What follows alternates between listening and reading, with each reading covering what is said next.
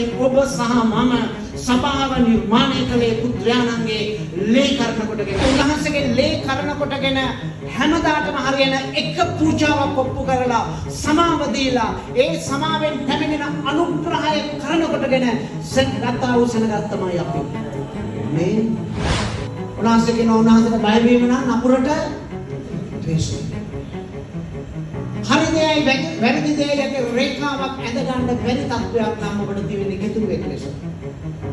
මිත්‍රවරුන් ඔබ ඉන්නේ ගමහානක තැන. ඔබ ලෝකේ ඉඳලා ඔබ උන්වහන්සේ වෙතට ආවහම ඔබට අලුත් ඩෙන්ටිටි එකක් වෙනවා. ආමේන්ද? ඔබ මරණය කියලා නෙමෙයි. අපි එක දෙයක් කියනවා අපි දේව දහුවන් කියලා කියනවා. ඔබ දේව දහුව විතරක් නෙමෙයි. ඔබ අහස පොළොව මැවුව දෙවියන් වහන්සේගේ දරුවෙක්. ඔබ ශුද්ධ කෙනෙක්, ඔබ ධර්මිෂ්ඨ කෙනෙක්, ඔබ සමාව ලැබපු කෙනෙක්, ඔබ උන්වහන්සේට සදාකාලෙටම ඉන්න යන කෙනෙක්, උන්වහන්සේගේ බීජය ඔබ තුළ තිබෙන ඔබ උරුමකාරයෙක්.